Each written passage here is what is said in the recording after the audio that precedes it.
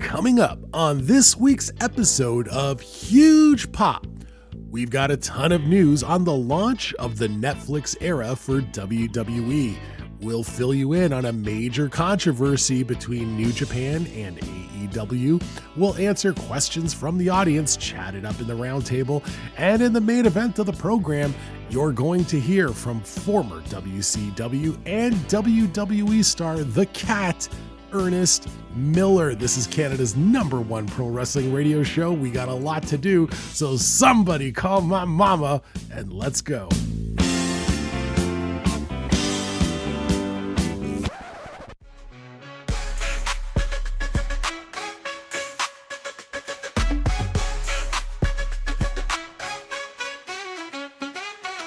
You're tuned in to Canada's National Wrestling Radio Hour on TSN and iHeartRadio. This is Huge Pop with Donnie DaSilva and Jimmy Korderas.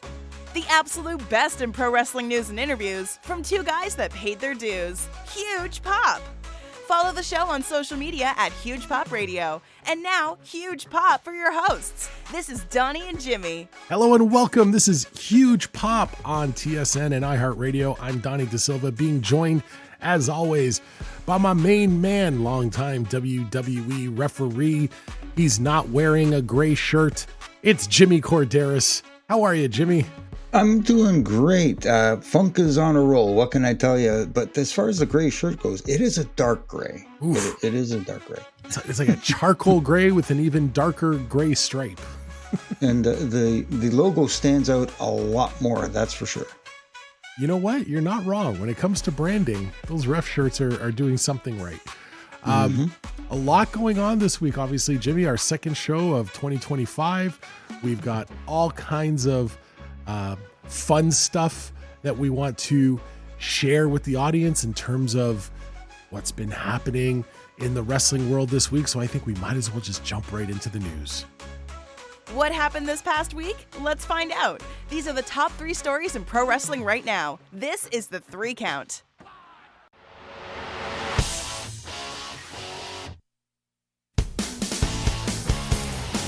So the Netflix era has officially kicked off for WWE. Many fans were surprised on January 1st to see the gross amount of content that had already been uploaded, including many archived episodes of Raw, SmackDown, and a whole bunch of back catalog with their PLEs. Of course, the catalog is not yet complete. There is more to come. And those of you that are listening to us from the United States of America are probably very confused because the only thing that you have on your Netflix account, unless you're cheating and using a VPN, is Monday Night Raw and some Monday Night Raw back catalog. Of course, fans in the US very upset that the Monday Night Raw back catalog on Peacock has been removed because Netflix now owns those distribution rights. This week, the first episode of Raw Netflix finally took place, and in addition to setting an all-time arena box office record, the belief is right now that live viewership has set a record for the company in a huge way. Numbers should be coming out soon. And for those saying, well, the numbers will never be accurate or truthful, let's not forget, we're talking about a publicly traded company, and lying about metrics not looked too fondly upon by shareholders. Our second story of the week. The debut of Raw Netflix saw the return of many big names and a ton of celebrities. The Rock, John Cena, Logan Paul, The Undertaker, Hulk Hogan, who probably wishes he stayed home, and more. But one big name fans were really hoping to see, because let's face it, he doesn't live too far away, Stone Cold Steve Austin. WWE tried really hard to have Austin in attendance for January 6th, but Steve declined when they couldn't agree on an appearance fee. Fans will remember a similar situation happening last year when Austin decided not to show up to WrestleMania 40 over similar issues. It remains to be seen when or if fans will get to hear that glass break one more time. And finally, New Japan broadcaster Chris Charlton seemingly went into business for himself at the Wrestle Dynasty event on January 5th. The event saw several big AEW names on the card, and during a match between Kenny Omega and Gabe Kidd, Charlton called Tony Khan a money mark, which in wrestling parlance is a derogatory term for a guy who pays the bills but really doesn't have a clue what they're doing. Charlton doubled down by saying that so many New Japan stars have gone to AEW only to be completely wasted. Now, many people, Dave Meltzer included, suggested that this was probably a work to further a storyline between AEW and New Japan. Of course, Forbidden Door doesn't happen for many, many months, so the timing would be suspect at best. Now, as a result of these comments, New Japan has suspended Charlton for the next 2 months. That's our news for this week. If you think we missed any big stories, you can email us questions@hugepopradio.com. Jimmy, I don't know, man. I don't know about that Chris Charlton story. Maybe we'll talk about that a little bit more later on. I'm not sure what to make of it. I've been thinking about it ever since that news came out, and is it a work? Is it a shoot? Yeah, we'll talk about it. I think it's a good topic to talk about. What do you say we take some questions from the audience? Sure, let's do it. Hey fans, have a question or comment? Listen, I'm very curious. Can I ask something? Well, now it's your time to shine and get yourself over. God, I'm glad I asked that question. I'm really glad. Next question. Hey, you're not going to answer my question? Donnie and Jimmy have more than 70 years of experience in the industry Ask him anything you want. and are ready to answer your questions. I better get some good questions. I'm here for work. This is Ask the Booker They got the answers. and the Ref. I change the questions. Okay, this first one comes to us from Instagram, and it's from somebody named Capri. And it says, guys, what do you think of Adam Copeland now being known simply as Cope?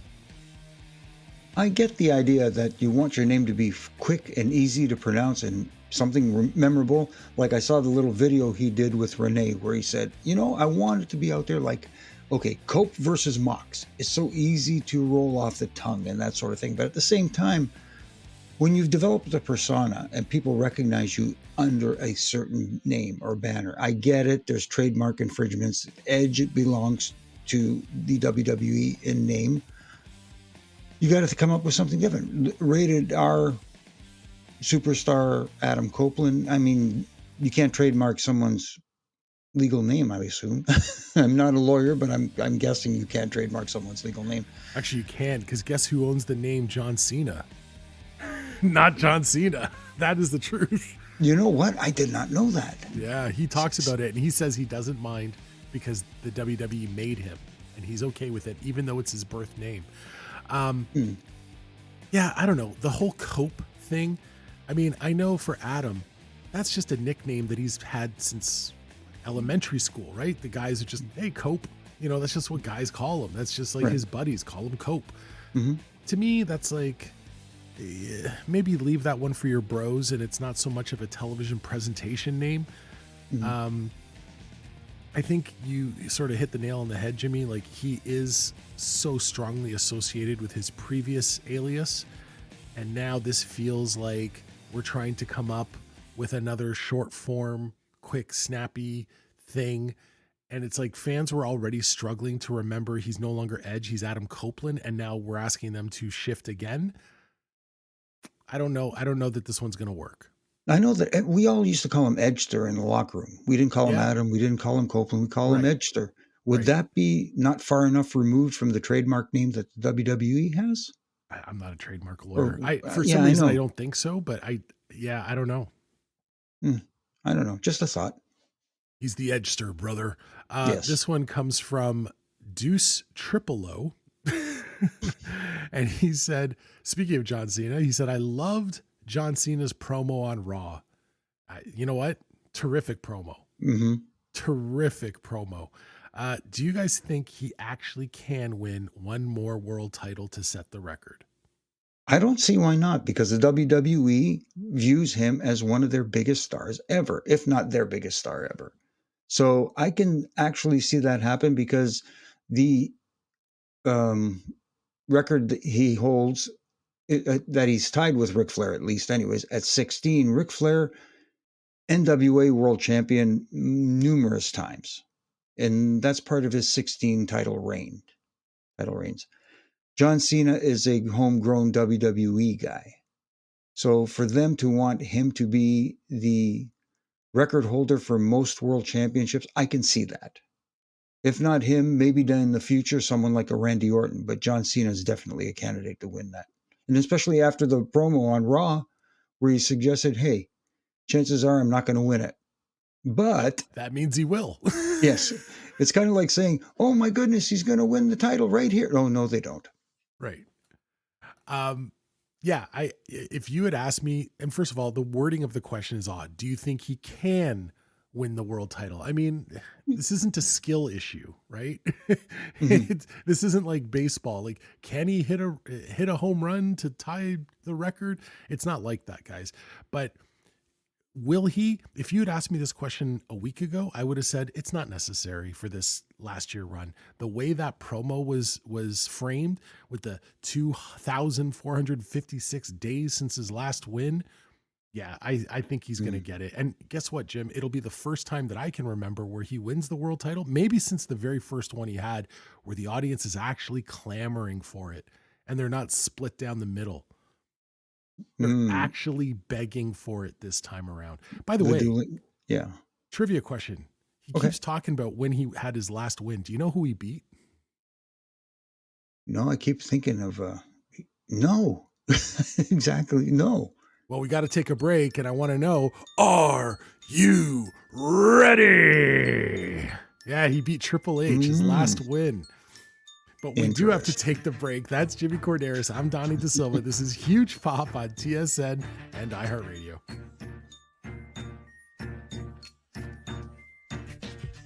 This is Gabby Mothertuft, and you're listening to Huge Pop with Donnie and Jimmy.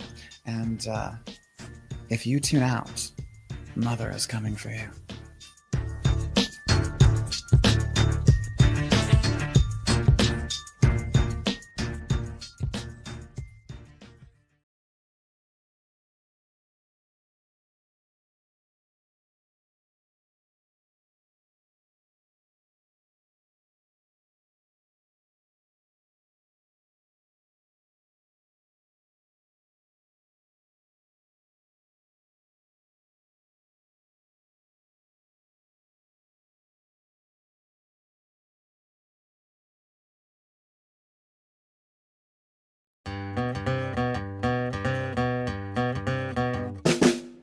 Welcome back to Huge Pop. We're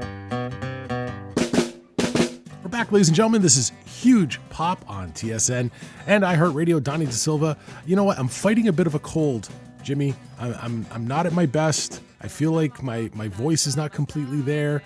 I'm trying to just, you know, I'm in the grind, bruv. I'm trying to just work my way through it because I know that's what you would want from me, and I know we just got to soldier on. And the audience doesn't really care. You're sick. Suck it up. You're on the radio. That's right. I'm not going to complain. But guess what? Maybe I will. That's Jimmy Korderas, longtime WWE referee. And right now it is time for the pops and flops of this past week. The things that made us smile and the things that made us go, why'd they do that? What did you love? What did you hate? This is Pops and Flops. So, Jimmy, why don't we start with you?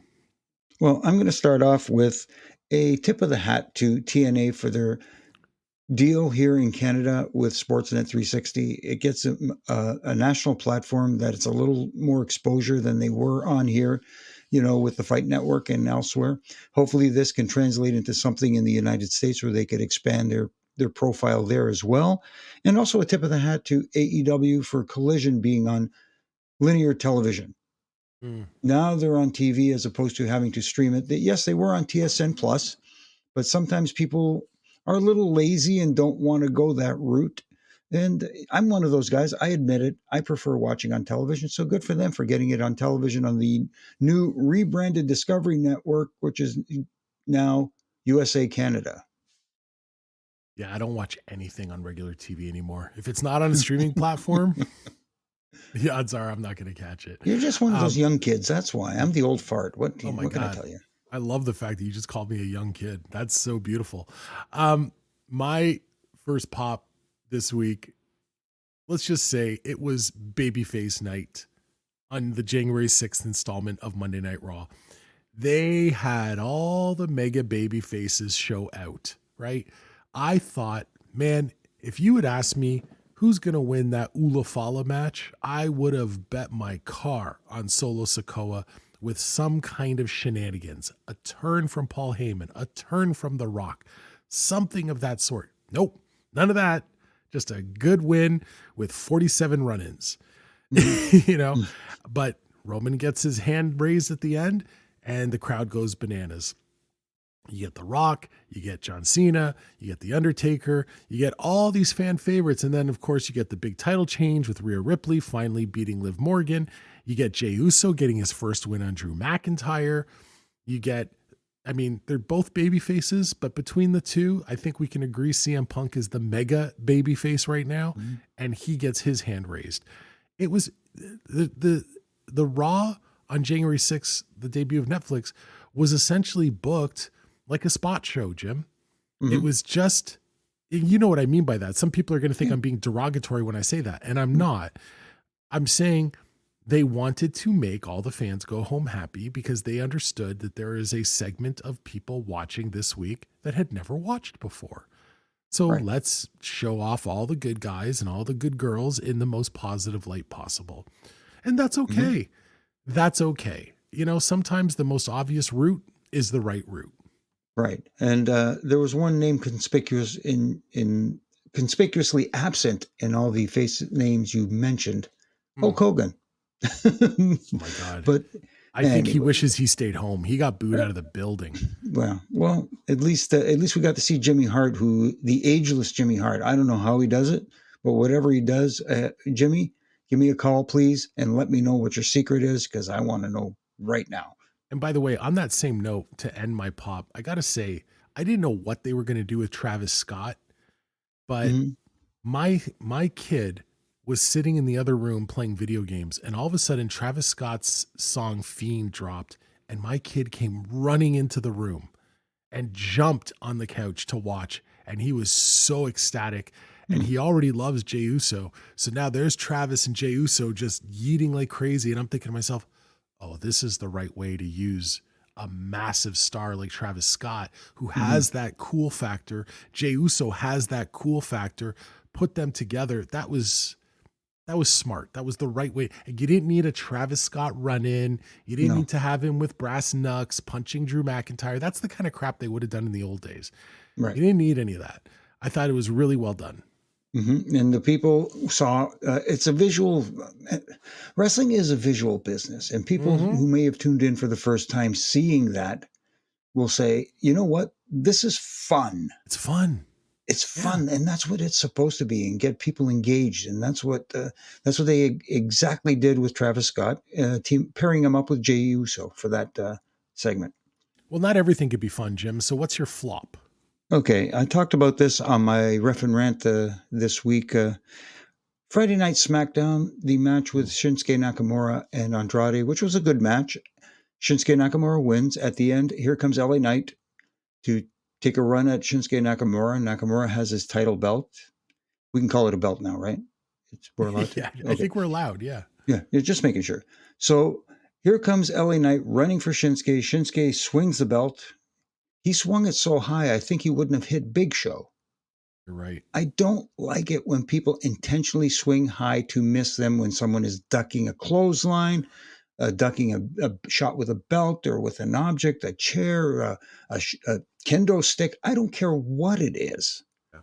You swing it with intent, like you want to injure somebody. That's the whole idea. If you're swinging high and you're intentionally missing, that suspension of disbelief is gone.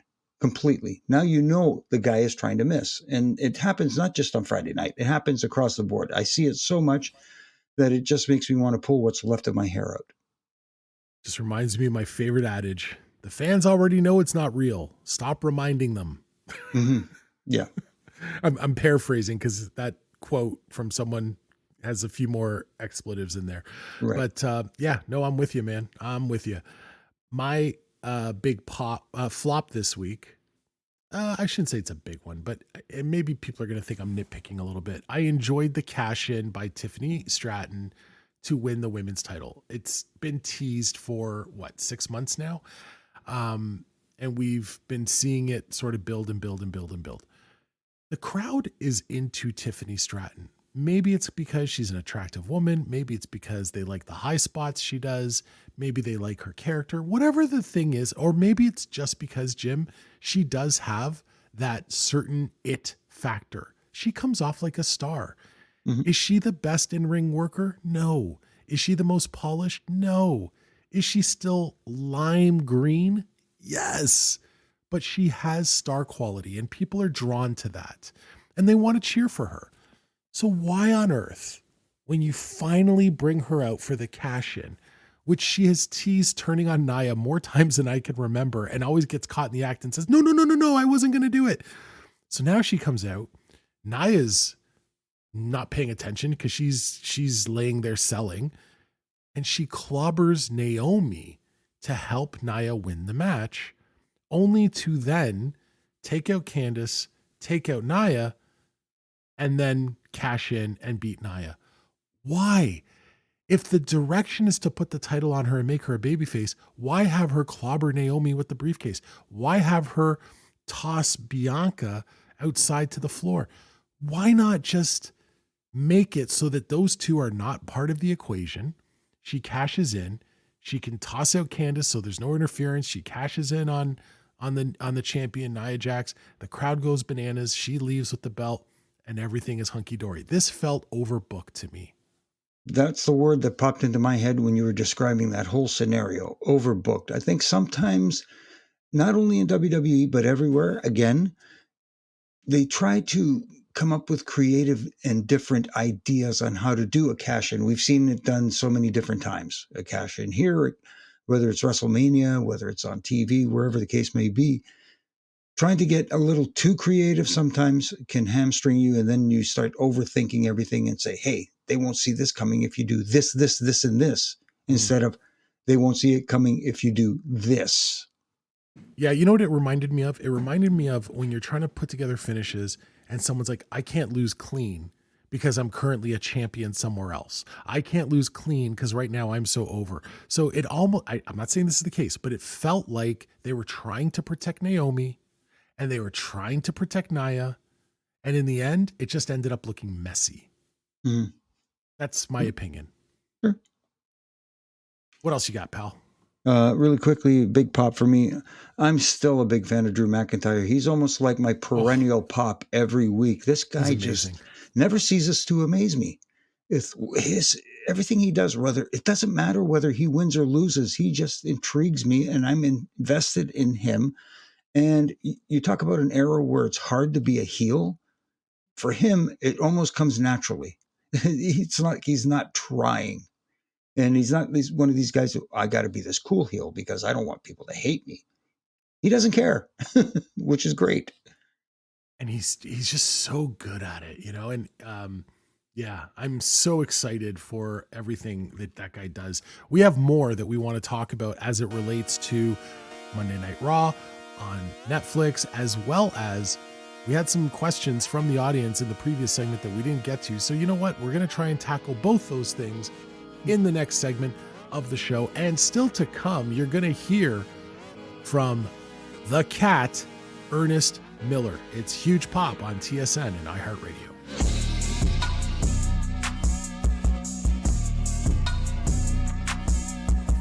Follow the show on social media at Huge Pop Radio. What's good, everybody? It's the coach from behind the turnbuckle, formerly of the WWE. You're listening to the one and the only Huge Pop with my boys, Donnie and Jimmy.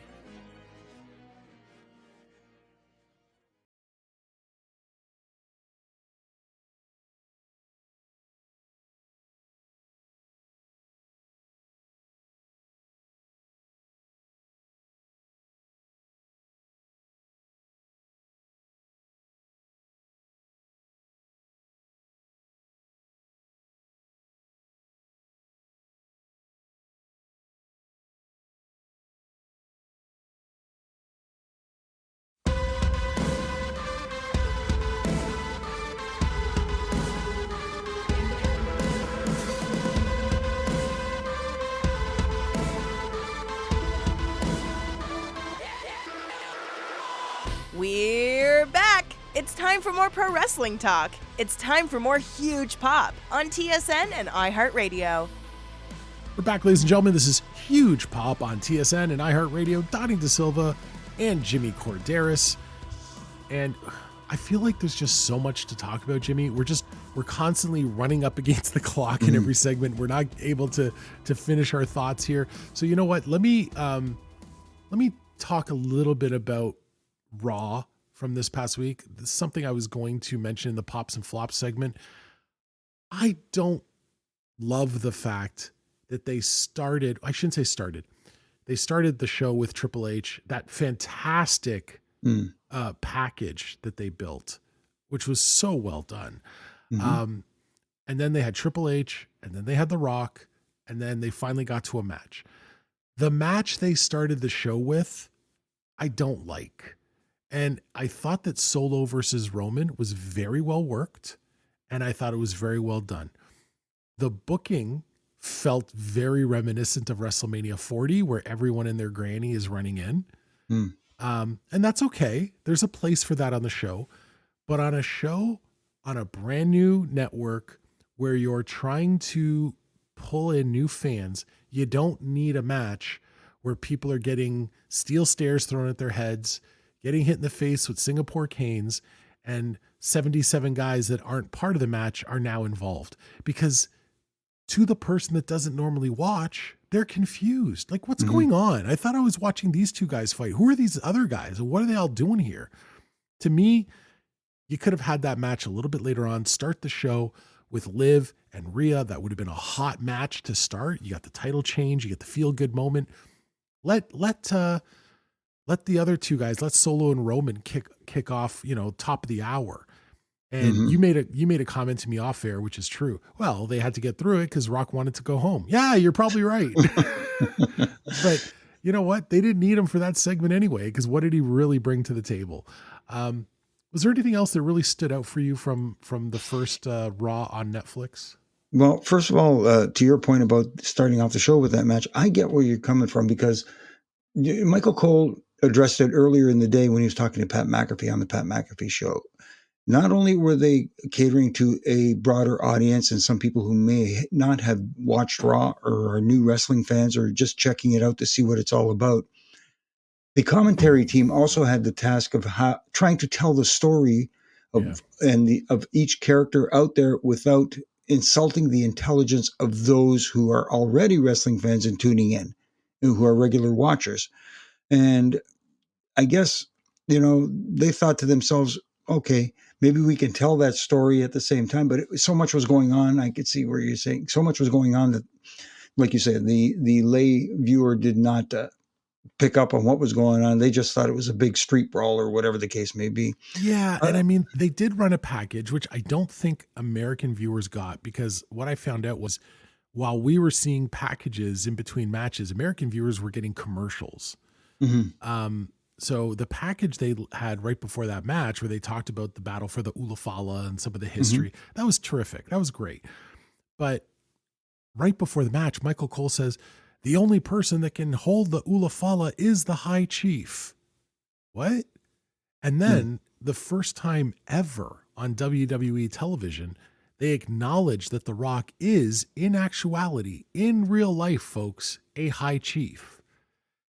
They mentioned it like 11 times. This is not a gimmick. It's not a storyline. He actually is, for real, a High Chief. And he's the only one right now. So if you're saying that the High Chief is the one true head of the table, he's the highest ranking person, why are we having this match between Roman and Solo? It feels inconsequential. It felt like they muddied up their own story a little bit there. And Michael probably just tripped up. He didn't mean to say it the way it came out, but it felt confusing, especially when I'm taking into mind there are new people watching. Again, trying to tell stories to the audience that haven't tuned in before. Maybe sometimes you don't have to give them so much information. The other takeaway for me from Raw on Monday night was the changes to the, like you mentioned, the officials and their attire, changes to the mat with all the advertising on it and stuff like that. Well, you know what? That's actually a question that was sent in from George in New York. Let me throw this question out just so George doesn't think we ignored him. But he says, why did they have to go and ruin everything with all the stupid ads on the mat? Why did they give the refs stupid shirts? Why is the stupid blue mat on SmackDown so stupid? I hate it so much. It's stupid. George, I understand that you don't like it. It sounds like you don't like it anyway. But you have to understand from a business standpoint. First of all, visually, I don't mind the ref shirts being that color because it blends in with the background and they're not less of a distraction. I agree. The black and white stripes, yes, we got accustomed to it and they can kind of walk around, but you still notice them. Now with the different darker colored shirts, they are less noticeable. And that's what the referee's job is, to not be noticeable. So in that regard, I like it. And I like the fact that it looks more like a combat sport referee, like you'd see in the UFC or something like that, which they did recently in NXT when the women's match they had. The new ref shirts are almost camouflaged, to your point. They kind of blend into the background and you don't see the ref until you need to. Right. I'll be honest with you, George. I wasn't bothered by any of those things you mentioned. I was more offended by Rod Zapata's faux hawk. I'm like, what is this guy doing? That is a heat seeker right there, especially when they had that scene where he's jaw jacking back and forth with Seth. With Seth, yeah. And I'm like, is this guy a worker right now? What's going on? Like, that hairdo would not fly back in the day. Let me put it to you that way. I had to fight for the goatee. He looked like a character. I literally had to fight for the goatee because my wife wanted it for our wedding. So I had to go get permission to grow a goatee, which thankfully I have the DNA where I can grow it in about 3 hours. So, and then they said, when you get back to work, it's gone. And then, I went back and said, hey, is it possible to grow it back? And they said, well, if you grow it back, you're keeping it. You don't get to shave it off. And I'm like, okay, whatever. Yeah, piece of cake. But as far as the mats and the mat with the advertising, I know it was a distraction at first, but as the night went on, I didn't notice it. It blends. You know what I mean? It blended right in. So it wasn't, I don't have that big problem. And again, you look at other combat sports where it's all over the place. It's not the focus. If the action is good, you're not going to notice it. And if you're not running commercials during the show, how do you expect to monetize? Like, this is a business, folks. They're not making all their money off tickets and merch. You got to have advertisers. The one thing I will say, though, Jimmy, about the ads on the mat, and I don't know that this is true. This is a supposition on my part. In the next few days, when you and I have a chance to talk to some people from WWE, we can throw this out there and see what kind of response we get if they decide to shoot with us. I noticed that Roman, Drew, and Seth were all bleeding from their temples. Could that have been friction from one of the ads on the mat that wasn't completely flush? It's possible, right? It is definitely possible because it's a different texture. It's a different texture because like that's three different guys bleeding from the same spot on their head. It's not a gig because no one's gigging on their temple, right? And the one that Drew had and the one that Roman had both look like almost like rug burn, yeah. And then the one that Seth had was really just starting to flow. And I thought, man, I wonder if that's the ads in the ring, because you never see stuff like that. No, I didn't even think of that. That's a good call. I didn't think, but it all depends on how it's made and what kind of texture it is. And for sure, And I heard so much conversation about that exact point when they went to the Prime logo in the ring, right? Hunter spoke at length about how they tested it to make sure it wasn't slippery, to make sure it wasn't going to have a different feel when people were running skin along it. Especially like, Donnie, especially when they get all sweaty and wet and they you get a wet spot and somebody's trying to run across the ring, run the ropes, and they hit that sweet spot and man, the legs fly out from under you. Yeah, that could be catastrophe. The one thing I'll say is this: if it was just Roman, I would have thought nothing of it. Oh, he caught a potato. That's what I would have thought. 3 guys on one show, In the same area? Right. No. There's something's going on. Just quickly, because you noticed that the three guys. Do you know if it was the right side or left temple? So I noticed that for Roman and Drew is both on the left side, so Roman and Drew is on the left side. I think Seth's might have been on the right, but I'd have to go back and look. Right. The only reason I ask is because most of the guys throw right hands and they're throwing it towards the left side of the face, and I don't think those were potatoes though. No. It's too much of a coincidence. 3 different guys? But it is their first show on Netflix, and maybe the guys were amped up. It's possible. You never know. It just seems like a real big coinky-dink. We are out of time. I want to say this, though. I had a conversation with someone who was backstage at the New Japan show on January 5th. This is what I was told. I don't know if that guy went into business for himself. I don't know if he was told to say those things. I doubt it since he got suspended. But I will tell you, there was a lot of guys backstage that were patting him on the back. That's Jimmy Korderas. I'm Donnie DaSilva. This is Huge Pop on TSN and iHeartRadio. Hello, ladies and gentlemen. This is Tony Chimmel, the GOAT of ring announcers. And you're listening to Huge Pop, Canada's #1 wrestling radio show with Donnie DaSilva and Jimmy Korderas.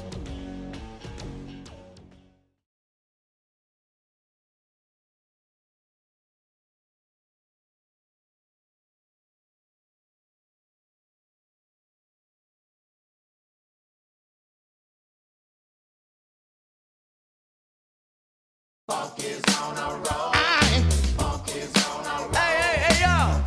Can somebody call my mama? It's about to get funky up in here. Welcome back to Huge Pop. We're back, ladies and gentlemen. This is Huge Pop on TSN and iHeartRadio. I'm Donnie DaSilva. That's Jimmy Korderas. Jimmy, I'm currently bleeding from my left temple. I don't know if you can see it. It wasn't me. I didn't potato you. I don't know what the cause is. It's just this mysterious rug burn that started gushing blood. I'm going to get it looked at and see if maybe I fell on a Hulk Hogan beer advertisement or something during the commercial break. You know, do you want me to call my mama? You should call your mama because coming up right now, ladies and gentlemen, we are going to be chatting with former WCW and WWE star Ernest the Cat Miller. Now, the really fascinating thing, Jim, is this is a guy who almost completely walked in off the street, right? Never wanted to be a pro wrestler, was running a successful business as a karate instructor, owned a studio, and Eric Bischoff sees him and says, I think you got something, and brings him in.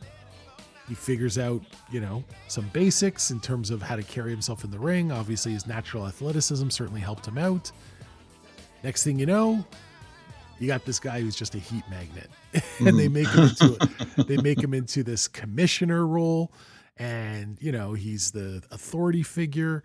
Which, by the way, that whole concept of the evil authority figure, man, did we just run that into the ground, right? There was a period of about 15 years where every show had to have an evil authority figure. Well, of course. Oh my gosh, it's so played out. But anyways, and then of course he made the jump eventually to WWE, and some people actually forget that he was in WWE because he wasn't there that long. No, he wasn't. In this clip, you're going to hear a little bit about that and why that was the way that it was. And Jimmy, you were there with him when he was in WWE and chatted with him during that time. And let's play this clip for the audience. And then on the other side, you can reflect on that. Here he is, the Cat, Ernest Miller. We're back, ladies and gentlemen. This is Huge Pop on TSN and iHeartRadio. And this week's guest was a standout athlete at Gordon High in Decatur, Georgia, before going to Savannah State University, studying to be an engineer and becoming an All-American linebacker. It was after that this man became a karate instructor and had a successful business with hundreds of students. One of them just happened to be an inquisitive kid by the name of Garrett Bischoff. Yes, his father was the president of WCW. Somebody call his daddy. Eric Bischoff took a liking to this man and thought he could transition from karate instructor to pro wrestling star. His debut came when Glacier was being beaten down by Wrath and Mortis, and this man jumped out of the crowd to make the save. Initially, it seemed like a fan was just getting wild, but announcers explained he was a 3-time karate champion, instantly legitimizing him. After a few years of getting monster heat, bumping around and feuding with a whole bunch of people, he became an on-screen assistant to Eric Bischoff and eventually the commissioner. My personal favorite moment from his WCW run was his on-camera time with the great James Brown. When he made the jump to WWE, he spent time as a commentator and in-ring talent before leaving the company in 2004. Since that time, he's made appearances in various indies, including a much-talked-about match with Joey Janela for GCW in 2022. He showed up to TNA in 2023 to give Santino Marella a few tips on how to be an authority figure. Outside the ring, he's also spent quite a bit of time in front of a mic as a podcaster and in front of the camera as an actor, most notably as the foil to Randy the Ram in Darren Aronofsky's critically acclaimed film, The Wrestler. More recently, he was in the film our pal Ray Lloyd talked about on this show a couple months ago, The Unbreakable Bunch. Ladies and gentlemen, I'm about to break out my gi and show this man my 27 movements I haven't done since the 80s. But without further ado, if he's cutting a rug or putting you down, you know that he's a killer. Somebody call his mama. This is Ernest the Cat Miller. How are you, sir? And listen, there's no need for me to even be here. You just gave away everything I had to say. Everything I was going to say, you'd have already put it out there. I have nothing now. I have nothing. I got through all the stuff everyone knows. Now we can really dig in. Oh, man. I hope you guys are good people to dig in, because I have nothing. You told my whole life. Well, we're going to work on it, that's for sure. It's good to see you again, Kat. We got to catch up a little bit at WrestleMania this year, which was awesome, man. It's good to see you. Hey, man, listen, it's always good to see you. Like I was telling you before we came on air, you've always been a good guy, a nice guy, someone easy to talk to. And for me, I can't say it wasn't that many of you good guys in there to talk to, but a lot of guys just wanted to come to work and do their thing and leave. But you were one of the guys for someone especially like me who was new to the business. You know, I did not grow up wanting to be a professional wrestler. It's like it just opportunity came and I took advantage of it, and I found myself in a different world, you know, and it was like an unknown world for me, because I knew nothing about wrestling, you know, and I was able to kind of carve out my own space. And I think the way I did that met guys like you guys, you know, like you, Jimmy, who I wasn't afraid to ask a question, ask your opinion or something. And you always gave me good advice. Don't say this, don't do that. Don't take this bump. Don't worry, I'll help you out. Man, listen, I just really want to thank you for that. No, that means a lot. And, you know, especially coming from someone like you, you just explained something that a lot of people don't get, that the world of professional wrestling is a lot different from what fans and others perceive it to be.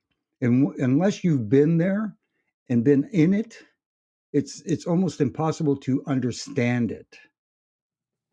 But everybody think they know it all, even the fans. even the fans. You know, I've had conversation with a couple of guys who, I mean, they knew everything that happened on TV as a fan. Now, coming from me, they think they know more than I know, because they know all the little stuff that's said on the internet, things that's said behind the scene. I said, bro, it's so much to wrestling. You guys don't give us time and the opportunity to fill you in on what you do know and what you don't know, what's real and what's fake.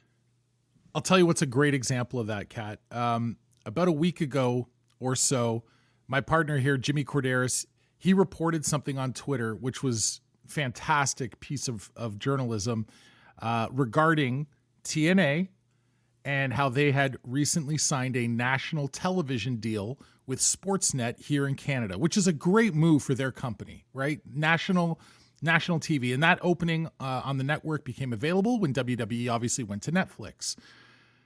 Dave Meltzer, everyone's favorite stooge, jumped in and talked about how that time slot on Rogers Sportsnet was offered to AEW, but AEW declined it because they had a better offer from a different network in Canada. Jimmy went out publicly and stated that's not the case. AEW did come knocking, but Sportsnet was not interested in AEW, and they wanted to work with TNA. Dave got butthurt. He felt like Jimmy was disrespecting him. And then I see the comments that are lining up, and they're like, what does this old washed up referee know? What the hell does he know? He's not even in the business anymore. And I'm thinking, and it's the same attitude they give to guys like Disco Inferno, guys like Conan. It's like, oh, Disco was a jobber. What does he know about wrestling? And it's like, how do these fans who literally just pick up the remote and turn on the TV feel that their opinion is more valid than someone that spent decades doing this for a living? I'm going to tell you, I'm going to give you a kind of example I just came up with. Back in the day, I was a pretty good basketball player. I mean, I love basketball. Football was my sport. I was good at football, but basketball, I love basketball. I knew for sure if I wanted to go to basketball, I would have went to the NBA. That's how I felt. My game was great. You know, and I would challenge anybody at a game of basketball. So one day I went to the basketball court, and down there I saw a face that I recognized from the Hawks. He played NBA, but this guy was on the bench. He never got off the bench. So I wanted to show out, and I challenged this guy to a 1-on-1. I said, he's on the bench, man. He don't even play. He don't play in the NBA. I played this guy in a game of basketball, and he beat my ass all over the court.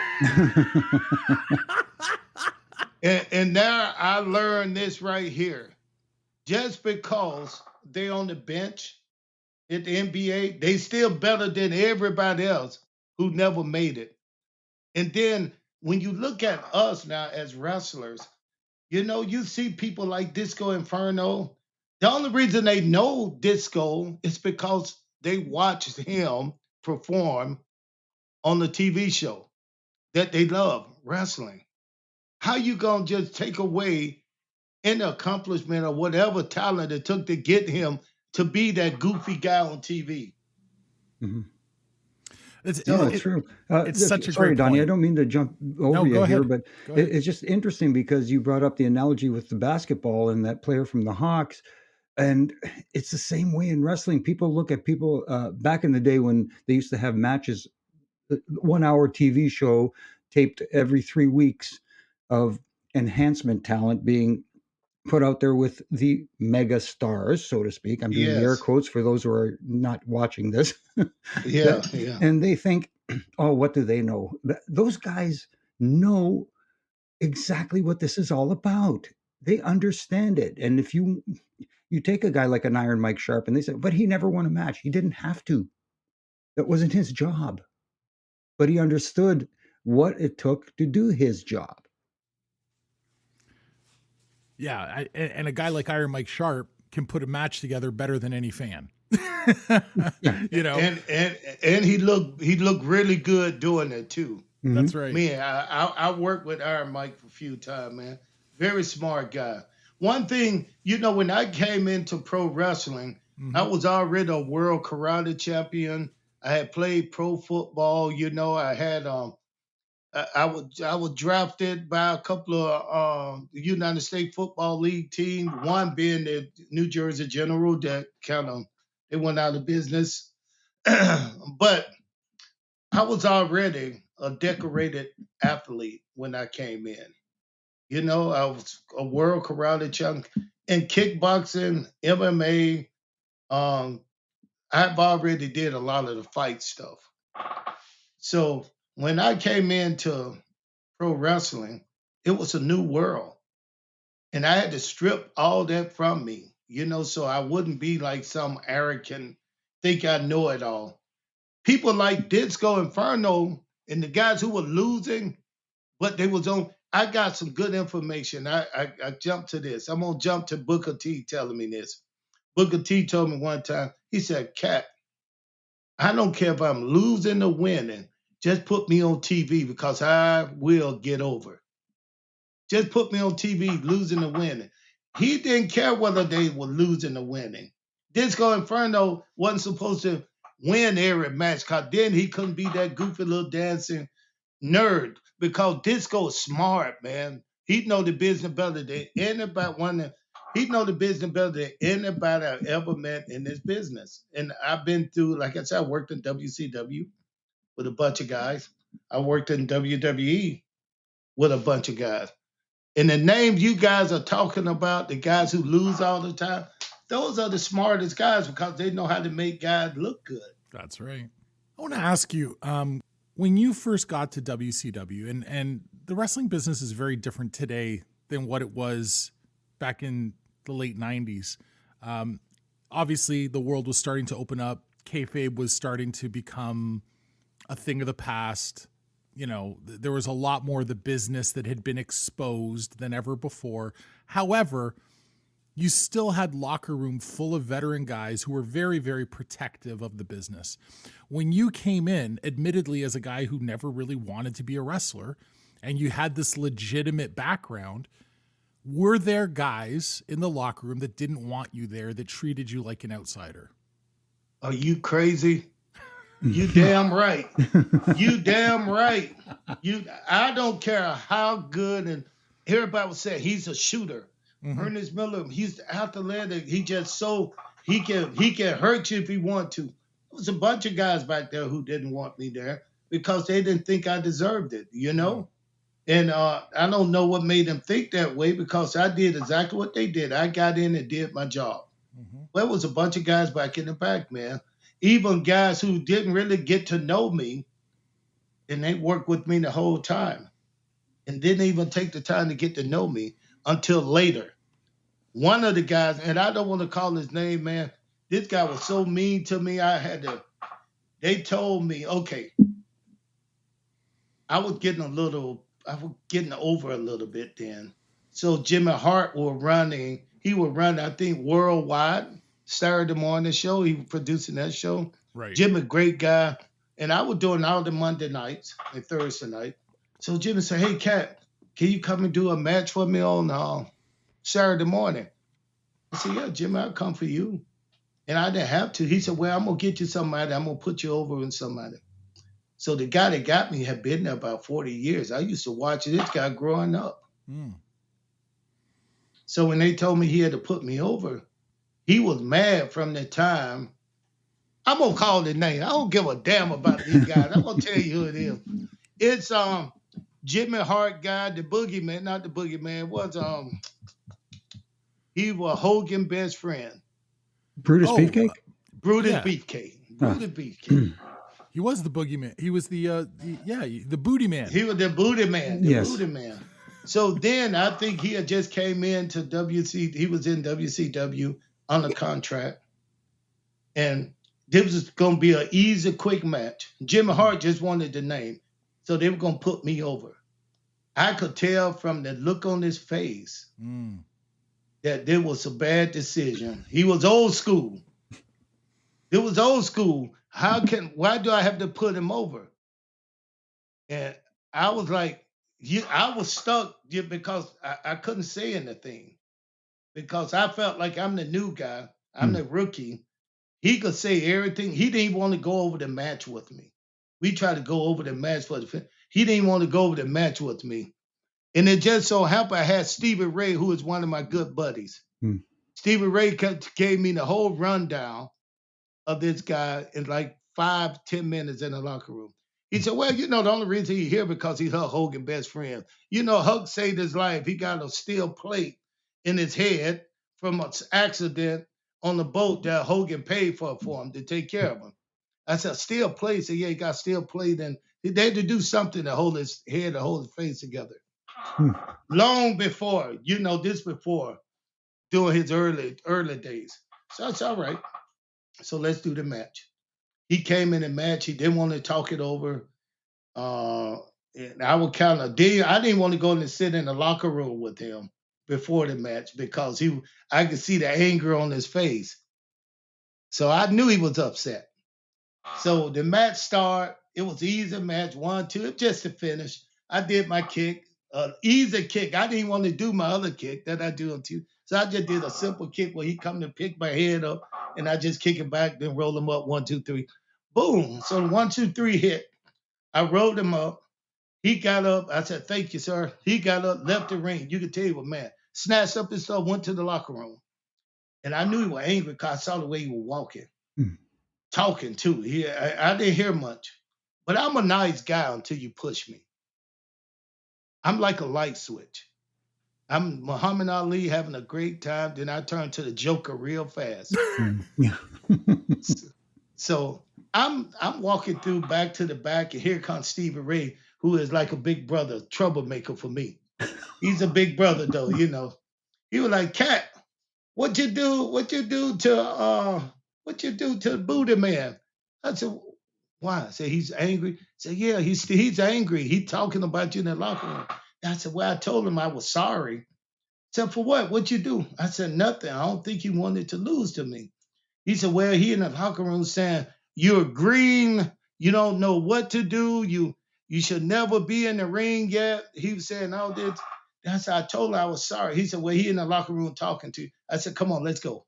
So Stevie Ray, as I'm walking back to the locker room, I get to the locker room. He still had that angry look on his face. I looked at him and I said, listen here, bro. I told you I was sorry if I did anything to you. Now I'm not going to tell you anymore. The next time you say something about me, I'm going to kick that damn plate out of your head. Jesus. And the locker room got quiet. He didn't say anything almost for like 15 years.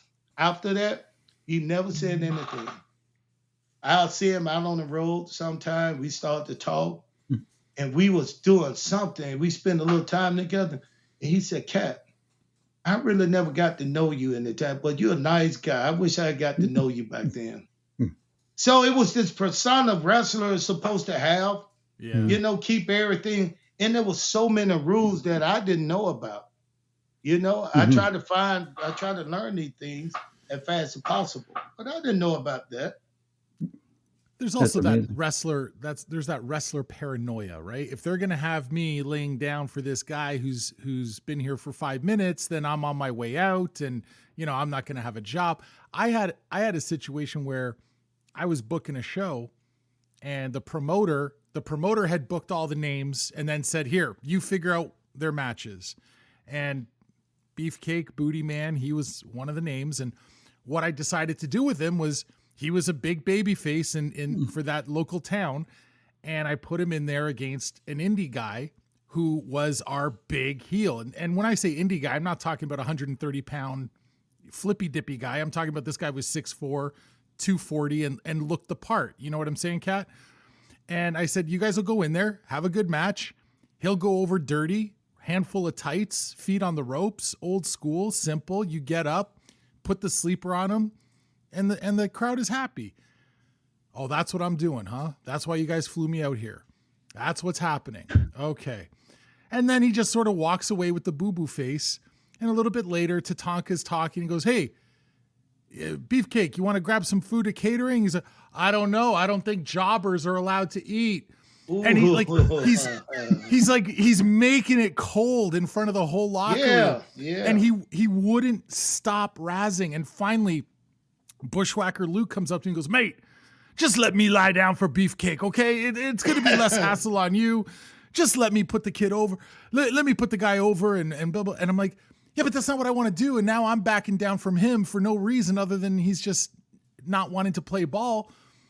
And eventually I decided to go with that, not because Beefcake was complaining, but because I thought, A, it's not going to be a great match to begin with. I gave the other guy a better match with Tatanka, and Tatanka was happy to do the favors. And it was a much better in-ring match. And I said, Beefcake, if you don't want to play ball, that's fine. Just next time we won't bring you into town. Like, if you're here to do a job, then just do the job we need you to do. You're going to help make this kid. You're still going to be over. Your match is right before intermission. And you're going to sell a ton of 8x10s. What's the problem? You know, when I look back at wrestling like that, man, I had another guy who I worked with, and it was Hacksaw. Hacksaw was mean too. But he was on his way. I can't say he was on his way down, but at 97, you know where he was at, where his career was at when he was in WCW. So listen, they put me over him on one show, and they gave him a little feedback at the end. They gave him a little something at the end. I was gonna cheat, get the roll up 1, 2, 3. Then I was gonna be doing my James Brown dance, and he was gonna get up, grab that big 2x4 he always have, and try to take my head off with it. Let me tell you this: he was angry the whole time. I could tell that he had to work with me. I could tell he was angry the whole time. He never said anything to me, but at the end when I was dancing and I knew the spot, if I went down just a little bit slower, my head would have been the home run like Hank Aaron hit the home run after Mark. He swung that 2x4 like he wanted to take my head off.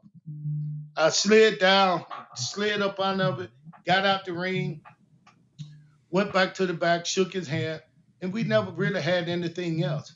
But like now, in life, after the years, after he's out of, man, this dude is like an uncle.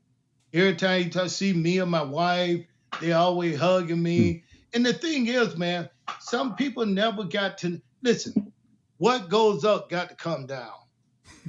And I figured when I started getting over, that's why a lot of the younger guys, you know, Shane Helms, all these guys, they look up to me, because when I start getting over, I knew I had to lose just to help get some of these guys over or get these guys in the business. So I knew my job. So I had no problem with taking bumps, losing the people, you know, because I think my character was kind of spoke for itself. I lied. Even if I lost, I came back out and said, I'm the greatest, I'm undefeated, no one can beat me. But the thing is, you know, that was the old school way of wrestling. And I just came in at that transitioning, that middle part to where it was opening up a little bit. The old guys were trying to move the old guys out. So I was just in that transition. Jimmy, I want to ask you a question, because you were so busy on the road with WWE at the time when Ernest was on TV every week for WCW. So I don't know if you ever saw this situation or if you're aware of it, but I want to talk to Ernest about it. But I first want to know if you're even aware about the situation that happened with Scott Norton. Oh, you're going to have to refresh my memory, because, because like you said, we were busy at the time. We were trying to, and I'm sure Kat probably knows this, that during the Monday Night Wars, we were trying to find monitors to watch to see what was going on WCW at the same time. But sometimes you had to like kind of hide it because the boss was walking around. I remember one time we were in the trainer's room watching, and he just walked by and said, "Turn that damn thing off," you know, and like, so we're like all scrambling to hide under the tables. But anyway, refresh my memory. Sorry, Don. Well, why don't we let Kat talk about it? The Scott Norton situation, which I think in the past, Kat, you've explained, you think it was a rib. And I'm thinking if it was a rib, it was probably related to a lot about what we're talking about. Someone thinking, well, he's an outsider, he can stand to be knocked down a peg.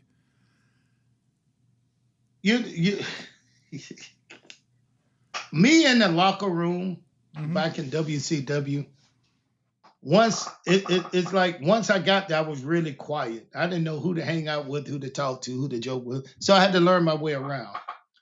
But once I got there, I started feeling easy in the locker room around guys.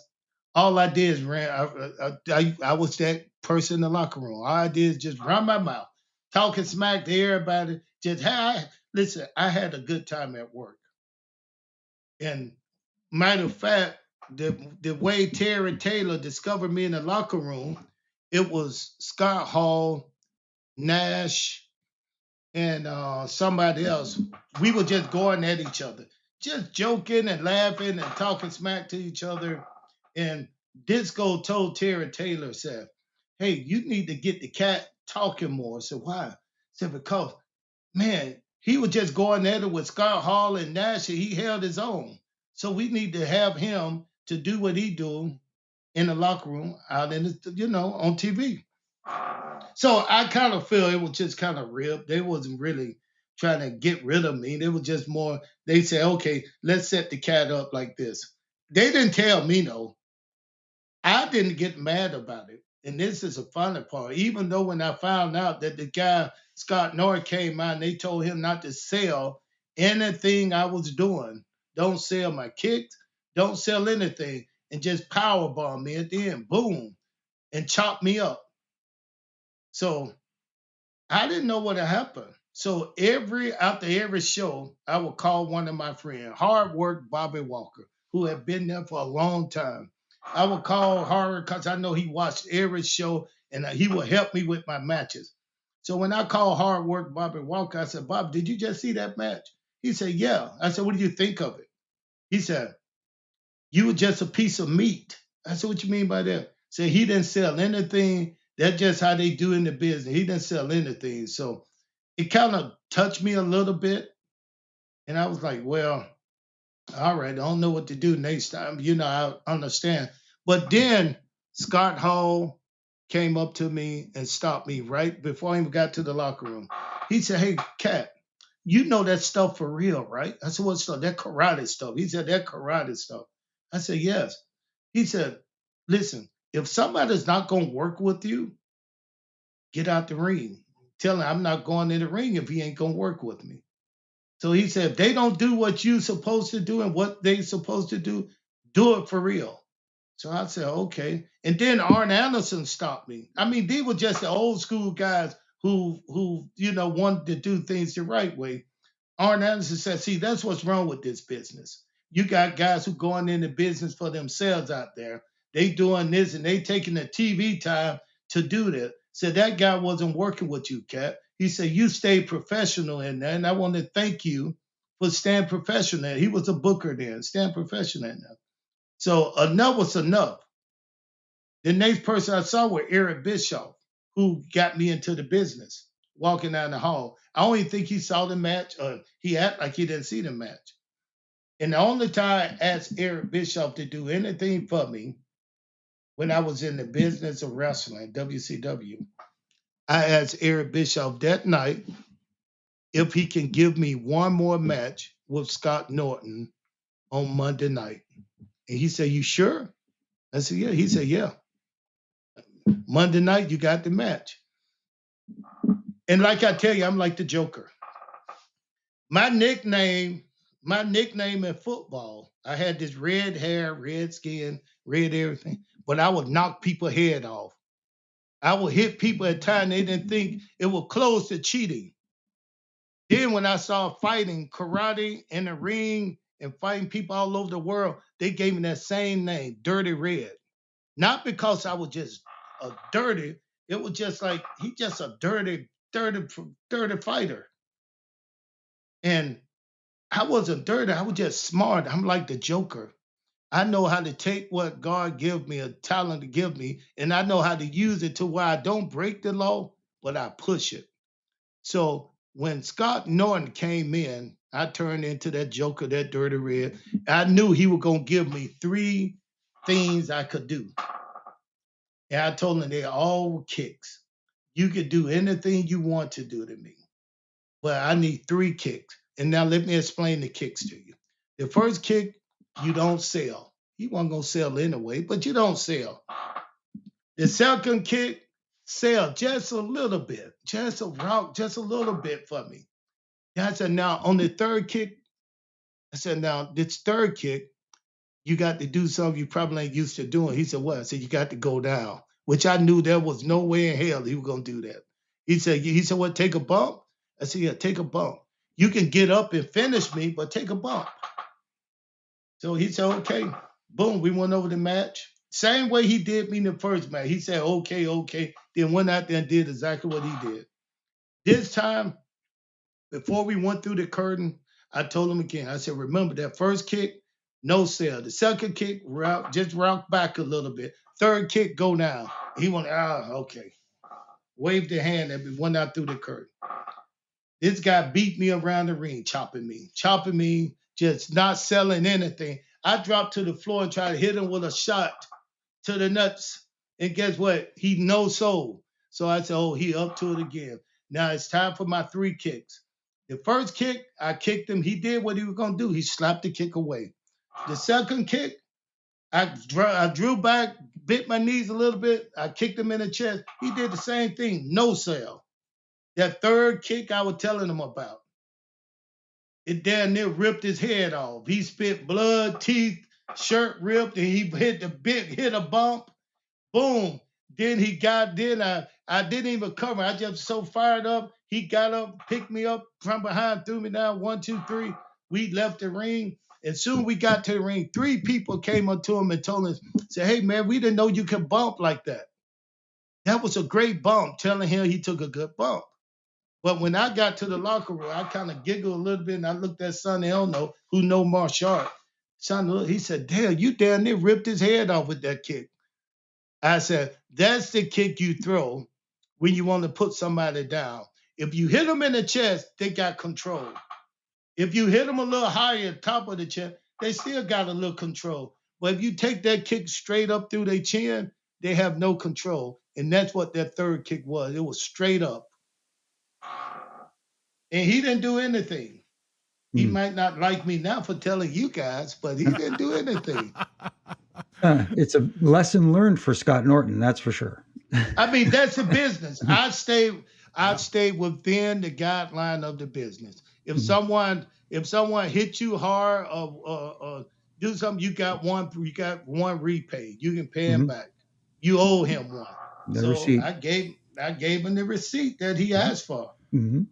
It just damn near ripped his head off, but I gave it to him. As you're telling this story, I'm looking off stage at our technical producer Lincoln Allen, who's an indie wrestler, and I'm trying to give him the Iggy. Like, you see, if someone goes into business for themselves, you make sure you receipt that, big punk. You know who told me that story initially, Kat? Who? Was my dear friend Chris Canyon. Oh, that's my boy. He was one of my best friends. And when that incident happened initially, the initial rib, yeah, Chris called me on the phone. Did you watch Nitro? I said, yeah, I watched Nitro. Did you see that match with Scott and Kat? I said, yeah, I didn't think much of it. Because it just looked like a squash. I didn't think much of it. Mm-hmm. And he goes, yeah, they're trying to embarrass Kat. And I'm like, really? I said, okay. And he goes, you realize if that was a shoot, Kat would kill him. Now, at the time, I'm a guy in my 20s, and I had believed the luster and the urban legend of Scott Norton, right? And I said, get out of here. You got to be kidding me. Like, Scott Norton's a big keg-shaped man. Like, there's no way. And Canyon's like, I'm telling you right now, if Kat went one-on-one, he'd kill Ken Shamrock. He'd kill Dan Severn. He'd kill Scott Norton. He'd kill him. and he's just boosting you up. And I'm like, really? So then I watched that follow-up match the next week, and I saw that kick, and I said, oh, that was a receipt. Now when we rest in peace, Chris Canyon, but Chris got a little upset when he had to do the job for me too. And, that doesn't surprise me. He got booby face. Yeah, I understand Chris. Chris was like, he gave everything he had to pro wrestling. Yes, he did. And it was sad the way it turned out for him. I remember when I got to WWE for the first week I was up there, Chris Canyon had been there for a while. And Jimmy, you probably remember this, not this incident, but you know how Vince McMahon to come in kind of late. He just walked the hall with his security, with nice suits on, looking like a billionaire. Yes. So me, Chris, and a couple of guys were standing off over near the referee desk, one of the twins. He used to be out in the hall giving out money and doing all this stuff. Hefner. So Vince McMahon walked down the hall. As he was coming, they said, "There come Vince." I saw security. And as he came up, he looked over and saw me and came over and said, "Hey, Kat." Shook my hand, says, "Nice to have you here, man. You enjoying yourself around here?" I said, "Yes, sir." He said, "Well, we hope you have a good time here." And walked off. And Chris Canyon looked at me and said, you know, I've been here 2 years. And he have never said not one thing to me. Mm. And I felt kind of sorry because I know how much Chris really loved his job, man. He loved to he would have gave anything, you know, to pro wrestling. Oh yeah. Yeah. He loved it way more than it loved him. But I didn't, you know, going back to you up in WWE, let me tell you, it was hard in WWE, man, for me. It was so hard, you know, because when I came into WWE, I did not really know anything. I was just 5 years into pro wrestling. Then they put me on this commentary thing. I didn't even know what a wrist lock looked like, a headlock, an arm bar. How in the hell I'm going to do this job? But, you know, they gave it to me to do, and Vince was telling me, hey, we're going to move you to the ring. We're going to do this. I knew nothing about the business. So, you know, I just said, let me enjoy my time up here, being and now the largest wrestling company in the world. Let me just enjoy myself. But it was pretty hard up there. No, I could only imagine, because for some reason Vince's mentality, always with someone who can talk and you're a good talker, is right away, let's put him on the commentary desk. And without and and then what they did, I remember the first night I went out there, I was I was happy. I was on TV, WWE, and I was talking 100 miles an hour, having a good time, just talking. I was with Josh. I think Josh was new to the business. And we had these headphones on, and I was like, yeah, boy, we're going to have a good time tonight, just talking. Then Vince McMahon voice came over, said, Cap, remember who you with. He's a new guy. Let him get some stuff in. Slow it down and have a conversation with him. And when I heard that, I knew right then it's going to be pretty hard, because I got to gear myself up to go. I can't slow myself. I'm not that familiar with this business to kind of ease my way through it. I got to go 100 miles per hour.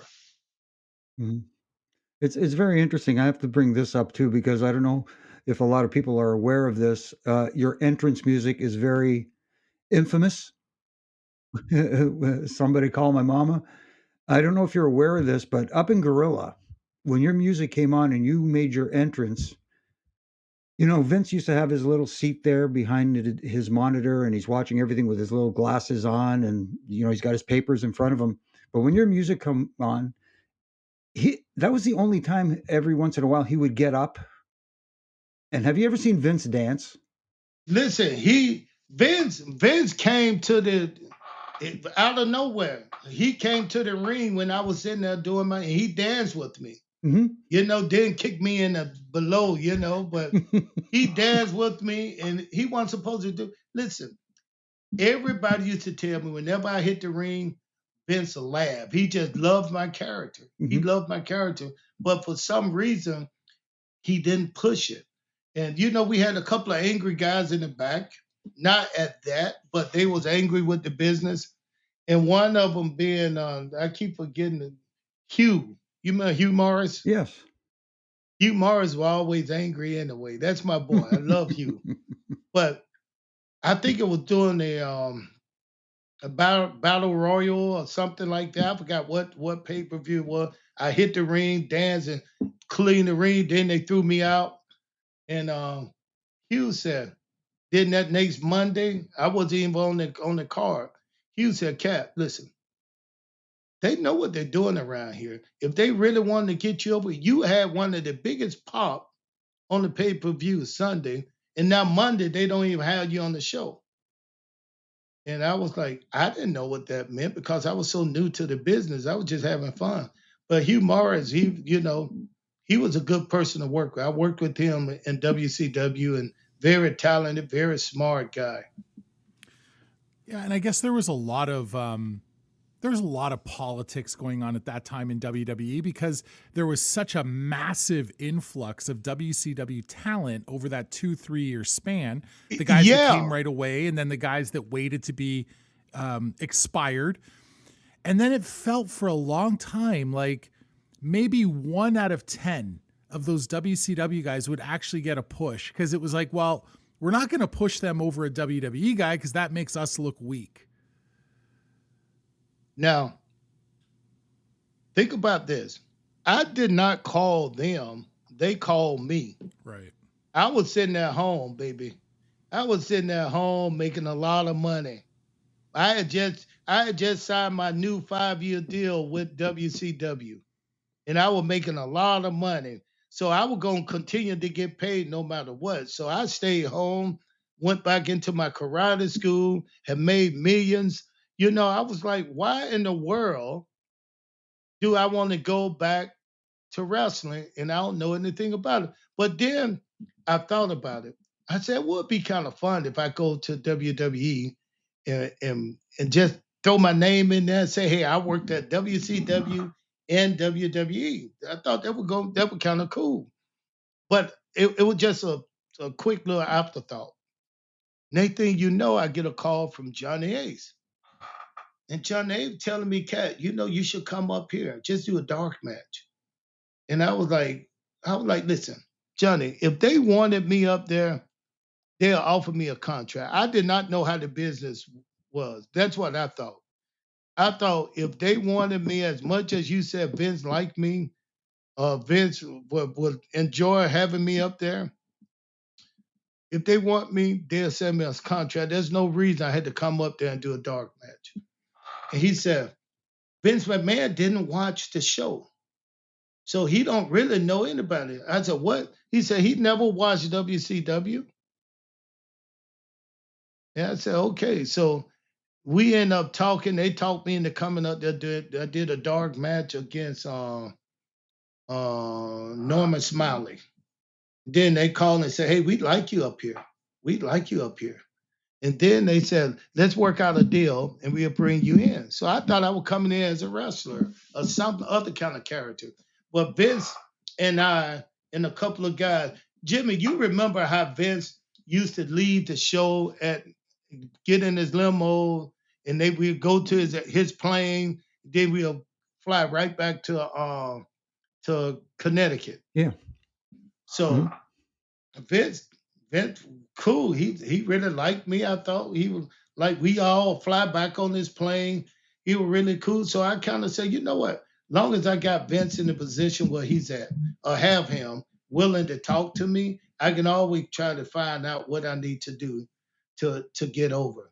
So when they offer me the bull crap contract that they offered me, that I was making more money per month in WCW, I decided, you know, I'll take it, because I feel like I can get over. But I did not know that I was going to come there. We're going to have so many guys against us. I mean, it was like WCW left Turner Network and went to wherever they were going. Now we hate each other from the inside. You know, it's like I'm on the same team now. Why these guys not giving me any kind of information or trying to get me over? I did not know the wrestling business. What do you think would be different? Yeah. What do you think would be different if you were there today? And I know that, you know, at your stage of life, you probably don't have any interest, but if you were there today and you could have the knowledge that you have now and be 30 years old, what do you think would be different? I want to help get people over. I want to help get people over. I will help getting people over because that's will make the show better. And for a longer time, you'll have people that share those same thoughts. And what I mean by that, the more people you help get over, they remember. So when those people end up flipping position, they remember who is there for the right reason. So that's the only difference I made. I helped make other people look good. We talked briefly about our mutual pal, Chris Kanyon.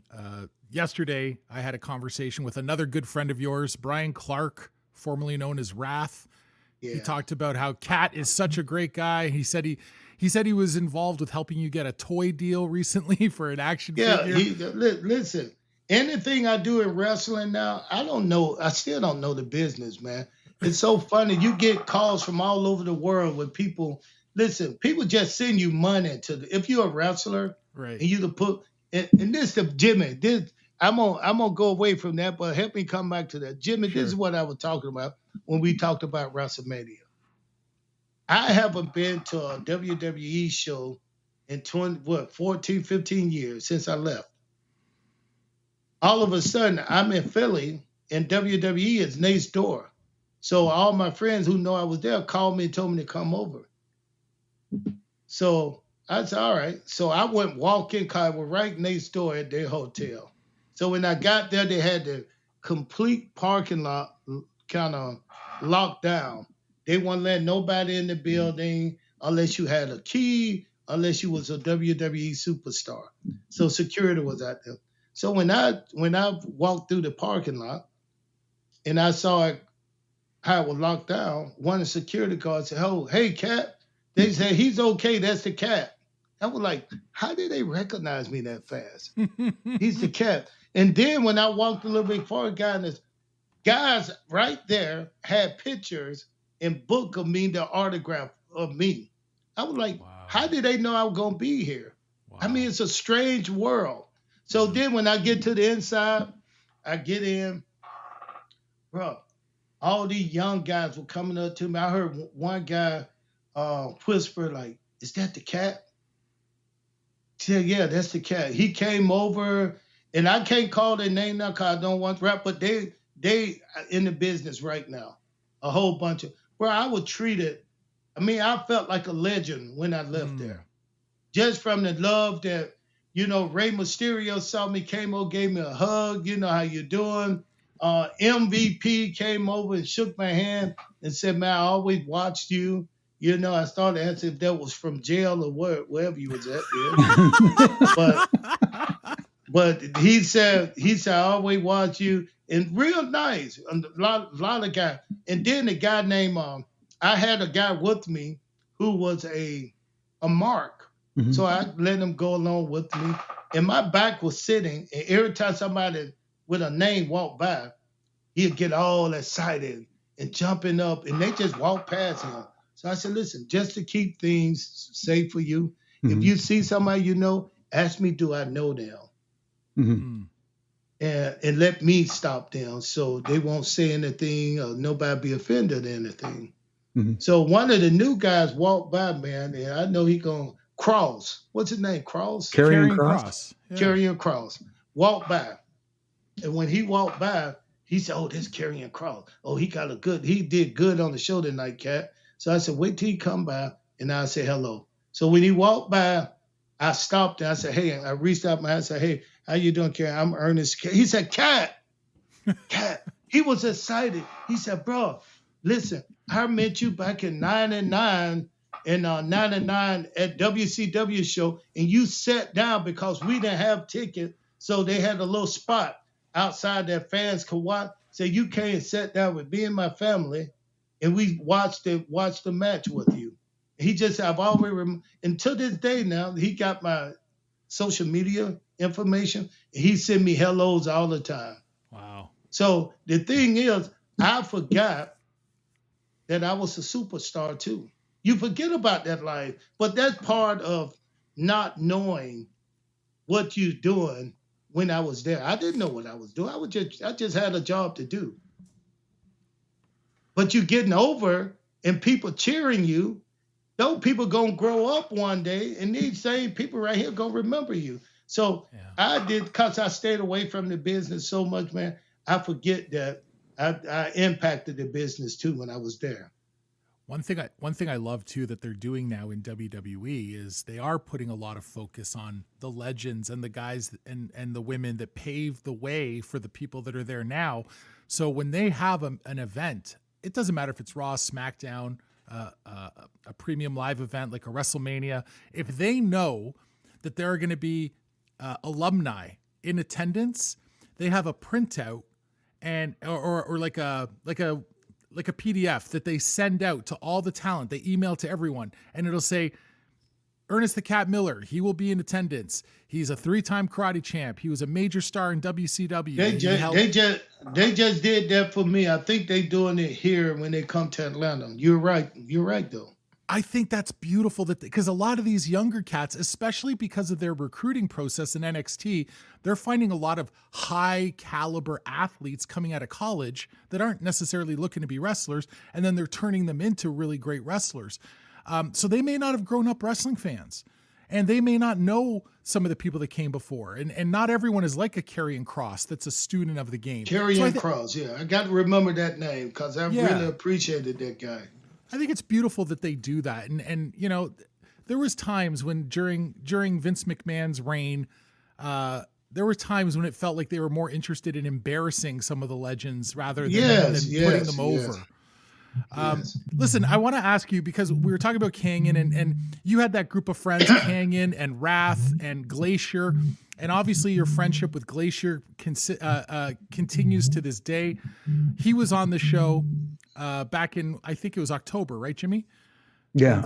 When Glacier was on the show, and he was talking about his movie, The Unbreakable Bunch, that was about to drop. You're a part of that film. That film has received some really, really strong reviews. Talk to me about the film itself, the experience working on it.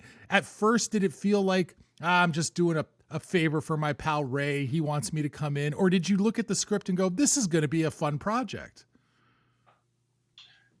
I've been on a few films before, you know. I mean, people don't talk about it, but I got 3 movies coming out now. One with the Unbreakable Bunch, Trouble Man with Michael Jai White, and then Tyler Perry TV show. So every now and then I dabble and dip my toe into acting. So you know, but I never worked with friends like that, you know. So when Glacier came to me and told me he was going to write this movie and he want to make this movie about friends, and you know, and I said, would you be in the movie? I was like, yeah, but I know it was his first time, so I didn't really expect much. So when he asked me to be in the movie, I said yes. I got one question for you though. I said, do I die in the movie? He said, what? He said, what? I said, do I die? Because usually the black guy's the first guy to die in the movie. And he said, no, man, you're going to be one of the stars. You're going all the way through the movie and the next one. So, man, listen, we had a great time. And you know who I met? Larry Sabisco, right? Yeah. Larry worked with me in WCW. He too was one of those guys, an old school guy. I don't think those old school guys like the new guys. Right. Because I never had a conversation with them. But making this movie, I got to sit down with him and Ming and just share stories. Listen to their story. You know, I was a cowboy in the movie, so I had my cowboy hat on. And we are in between shots. We are sit down for sometimes hours. And I just listened to the story. You know, they was like family. They're like uncle. You know, they kind of moving around a little slow. Let me get this for you. Just really friendly, man. And it's like you met an old friend again that kind of changed who he was. And Larry became one of my best friends just from having conversation with him. And he too said the same thing. He said, Cat man, I never really got to know you when I was in the business. And I was like, well, hell, what do y'all do? Y'all just don't want to meet people just because they become a wrestler? You know, is that part of the thing? Well, he said, no. And he had some incredible stories, man. I mean, incredible. A life of wrestling. I can only imagine listening to Larry, but looking at all the other legends that were in there, Stan Hansen, DDP, Gangrel, Haku. I mean, Haku. You call it Haku. I call it Ming. Ming, yes. Yeah. I mean, obviously, the urban legends about him are very vast out there. He never had to say anything to me. That one guy would not even try my karate again. I'm going to tell you this, though. So my first match was against Haku and Barb. Oh, Barbarian. Oh, my goodness. So we had a match. That was one of my first tag team match with Glacier and I when we was together. We were going to have a match with those two. And I was scared as hell, man. Let me tell you this. I've been in the ring with killers. I know one guy I fought for the NSS Karate Championship, had just got out of jail for murder about 6 months ago. And he was out getting ready to fight. So they wanted me to spar with him and his team. I said, anything can happen because he's a bad guy. But I did no fear in my heart. But looking at these two guys who didn't say anything at all but to each other, but all the time, bro. So Glacier and I getting ready for the match. They say, okay, Ernest, y'all on deck. So you know how you put all the oil and stuff all over you? Nobody had anything. I was already scared. Nobody had anything. So I looked and I think it was Chris Canyon.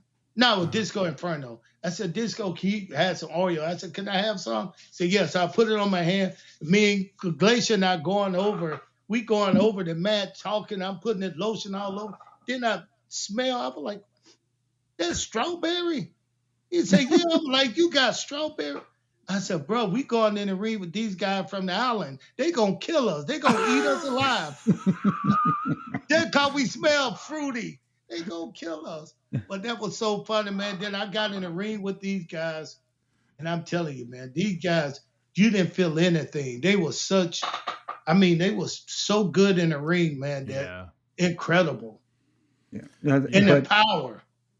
It is incredible, but again, people's misconceptions are: you will not find two nicer guys like yourself until you push that button on them and then run.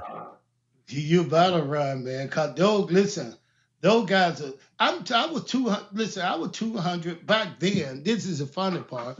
People see me on TV, then they see me in person. And they were like, "Damn, Cat, you big, man. You taller than what I'm." Bro, I'm 6'3", 235 pounds. Right. On TV, these guys were so big and so huge, man, they made me look small. So when people saw me, they did, man. I mean, they were huge, man. It was unbelievable. My body always looked like an athlete, but I never did steroids. I never did that. I was always in shape. One time I started to gain a little weight, and when I started making money, and I remember I was making money. I was making a lot of money, and I was eating well. So I walked down the hall, and I was getting a little bit of belly. So I walked down the hall, and Eric Bischoff was walking towards me. And he didn't say anything. He just reached and slapped me on my stomach. I knew exactly what he was saying. I need to get in shape. So I started back training like I was getting ready for a fight. I got in the best shape I've ever been in. So I started taking my shirt off in the locker room, showing off a little bit. I sat down, took my shirt off. Nobody noticed. Next thing you know, here comes Scott Steiner. He walk in. Here comes Goldberg.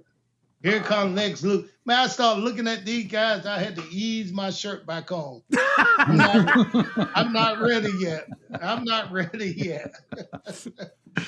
Yeah, Scott Steiner would look at a guy with 3% body fat and call him chubby. Because that's just how he was. But when you say you were afraid in that match, I'm curious to know, was it because of the aura of a guy like Meng, or was it because you had already heard the stories? No, I didn't give a damn about no story. Nobody can stop me. What I was afraid of, not knowing what this guy could do. Right. And as strong as this guy was, he could do anything he wanted to do. Right. So that's what I knew. I know what it's like to be in a position of someone have you in a position from jiu-jitsu where they can really do some damage if they wanted to. Now, we don't know if they want to do the damage. We hope that they don't want to damage. They're just practicing, But this guy was so strong. These guys, just the power in them, practicing, going over the match. Listen, this guy lift me up and said, okay, I'm going to spin you around, then I'm going to put you on the ground. That's how do I land? He just reached down, picked me up, put me on the shoulder. I did not have to jump. I didn't have to, he just lifted me up. So they were so strong, man, and the way they were, man, they were like two mountains. And I knew the damage they could do if they wanted to. So it was my first time in the ring with them. I didn't know if they were going to be like Big Van Vader. Did you hear the story of Big Van Vader? Vader. Which one? He tried to kill everybody. Well, he tried to kill anybody who he got in the ring with. Mm-hmm. So I didn't know if it was going to be that kind of fight or not. So it's funny because I told Donnie the story. He knows it because I've worked with Ming or Haku here when he was in WWE many times, and during a tag match, he came in to break up a pinfall attempt, and he accidentally stepped on my finger, and this is what it looks like today. And it's like, what was I going to say? You know what I mean? But he kept apologizing. He kept apologizing, and I'm saying, yes, dude, it's okay. It's only a finger. Relax. You can take it off if you want. Rip it off. I don't care. It's you. But the way he was apologizing, he felt so bad. Yeah. He's really a calm, nice guy. So even today, they give me a hug. Hey, Cat, how you doing? Mm-hmm. And they still big and strong, but they just so guys like that, man. It's like people don't recognize that they inside, but they're inside and they're good people. Mm-hmm. But they could be something else if they wanted to be. They're not guys who are not badasses trying to act bad. Right. They're not good guys or bad guys trying to act good. But they can be anything they want to be, and ain't a damn thing we can do about it. It almost feels like all you need is you, Ming, and the Barbarian, and those aliens don't stand a chance.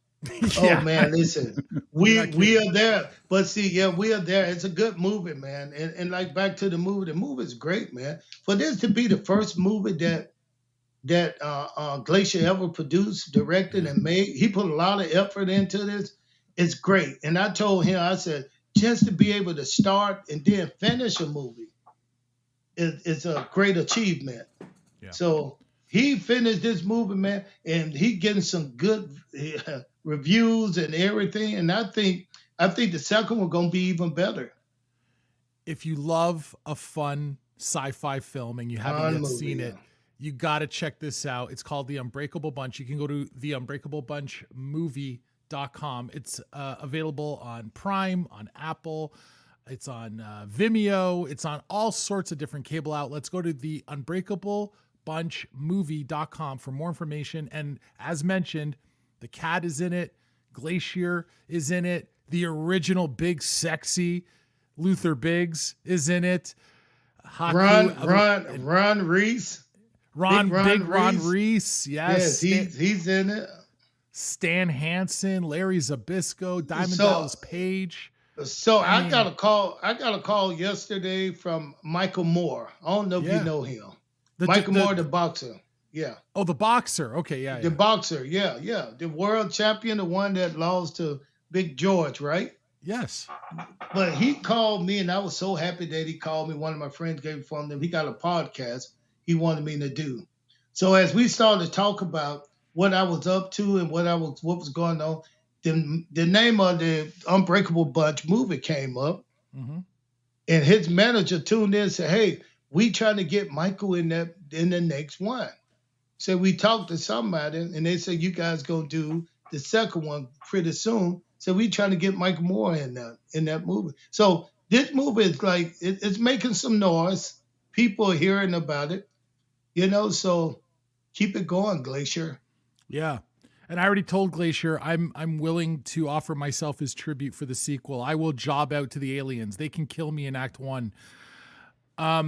So I just want to say this quickly. We're running low on time, and you've been excellent with your time, and I really appreciate it. I don't really have a question about this. I just want to call out the fact that The Wrestler is one of my personal, as a cinephile, as a person who loves film, it's one of my all-time favorite films. I thought your performance in that film was, at the time, surprising. I didn't know that you had acting chops aside from being in the wrestling ring. I had never seen, of all the wrestling movies and TV shows that had ever been done up until that point, this was the first I'd ever seen that really hit in terms of it was it was almost a little too real, right? The way that they showed the business, it was almost like showing fans, yeah, this is the non-glamorous side that happens to guys after they've been on top. Now they're on the indies trying to make a payday and working a shoot job and trying to make ends meet. Man, it was in some ways very tough to watch, but very, very powerful. And I just want to say, I think it's amazing that you got to be part of one of the most beautiful pieces of cinema I've ever watched. And you know, when they offered me the movie, I had to fly my own. So listen, I got a call from my manager in LA and said, hey, they want to see you in New York. They got a movie that they're making. So we threw your name in the hat. They want you to fly to New York and audition for it. So they sent me the script. I read over the script. And then when I found out I had to fly myself to New York, I was like, what the heck? Fly myself up? What kind of movie is this? You know, I was used to Ted Turner and TBS. They fly you first class, do everything. Right. So I said, let me call somebody who's been in a couple of TV shows. So I called one of my good friends. I called my good friend Goldberg. I said, Goldberg, these guys want me to be in this movie, but they want me to pay to fly my own self out there just to read for them. He said, oh, absolutely not. If they want you out there, tell them to pay for it. Tell them to pay for it, don't go. So I said, all right, thank you for that bit of information. But then my wife, I got off the phone, my girlfriend at the time said, listen, this will be one of the first movies that you've been in. I knew nobody in the movie. I didn't know who was going to be in the movie. I didn't know anything about the movie. So I said, you know what? I thought about it. She said, I'll buy the ticket. So she wouldn't have got the ticket, and I flew out to New York. I went into the office. They picked me up at the airport, and I had to catch a cab from the airport to the office. I went in, and I met Darren, the director, who is a pretty well-known director, and his executive producer. And I read over the part, and Darren just kept looking at me as I was reading the part. I don't know what he was trying to imagine, but he just kept looking at me, the director. He said, you're pretty good. I like you. He said, we got another guy coming in. You can't say anything, but we want you to read with him. So I said, okay, all right. So when I got there, I saw this guy come through the door that looked familiar. I thought it was DDP, but it was Mickey Rourke. Mickey Rourke? Oh, my goodness. Yeah. So Mickey Rourke came, and he said, can you read lines with Mickey Rourke? So I said, yeah. So we went over the lines, boom, boom, boom. And after we finished, Mickey looked at Darren and said, man, this guy's a natural. He's a natural like that. So he said, hey, you got the part. He said, but can you stay like 2 more days? I said, yeah, but my teacher said, don't worry about your ticket. And I mean, from there on, man, they treated me like gold. They had me in the penthouse for the next 2 days, you know, first class ticket. That movie right there, and the guys who put it together treated me really, really well. That plane ticket was a heck of a career investment, huh? Hey, bro, listen. I still get checked. That's the funny part. People don't understand. The more now with all these services going around that you can see your movie, you get checks from there. I was one of the 4, I think it was the 4th or 5th star in the movie. Matter of fact, when I was doing my part, when it came time for us to shoot my part, Darren Aronofsky, the great director, looked at me and said, Cat, listen, before we get started, I want to tell you this. If you don't hold this part up right here, the whole movie is a flop. I said, why? He said, because this is one of the last things that people going to see in the movie.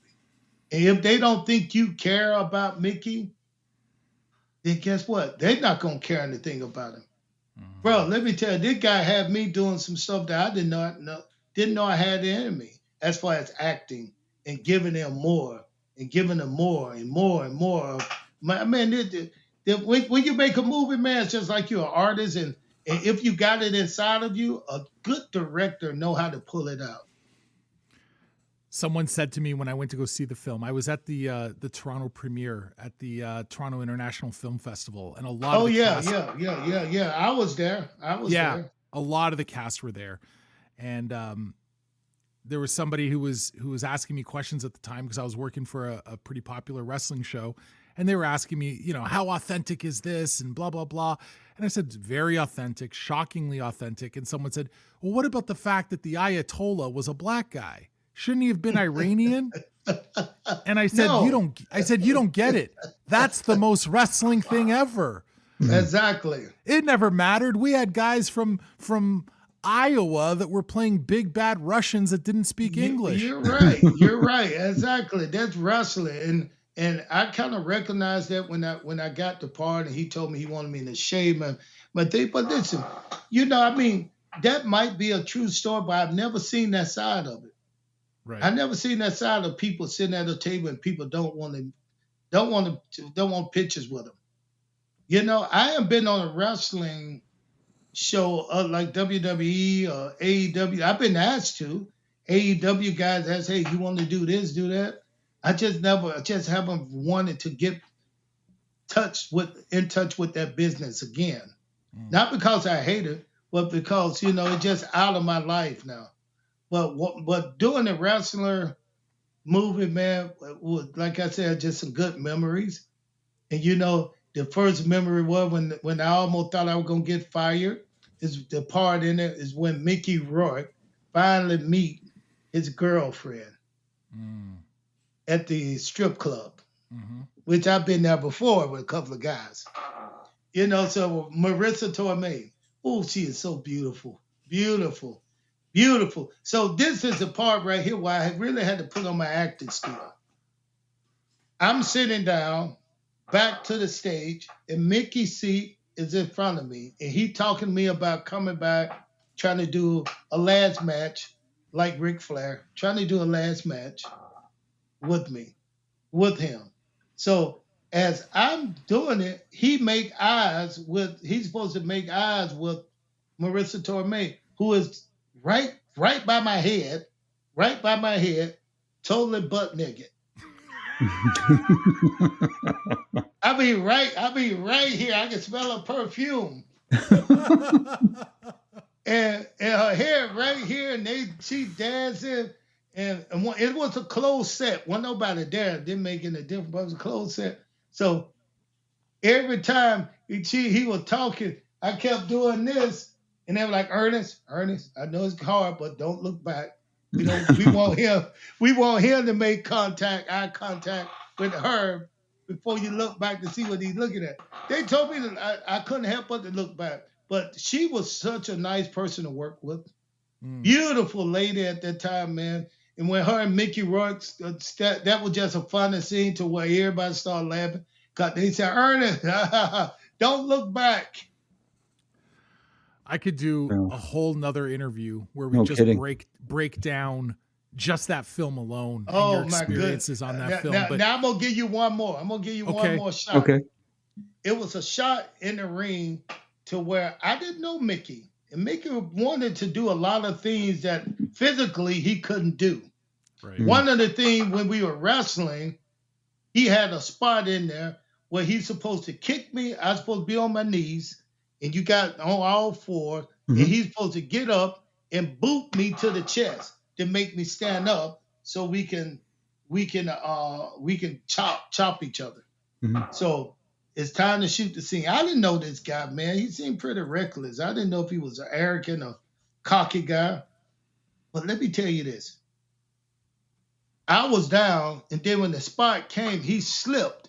And I'm telling you, if I have not been watching this kicking foot come at he would hit me right in my face. I kind of ducked, and he went up and hit his back because he was off balance. And I thought he didn't respect me enough to say, listen, cut, let's do it again. I was off balance. I mean, he kicked like I was just a piece of meat.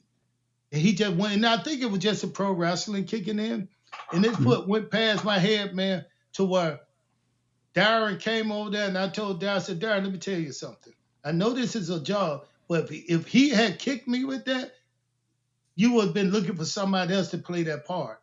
He was like, calm down, Cat. Calm down, Ernest. Calm down, Ernest. He really didn't mean to do that. I was like, that was dangerous. I got hot doing it.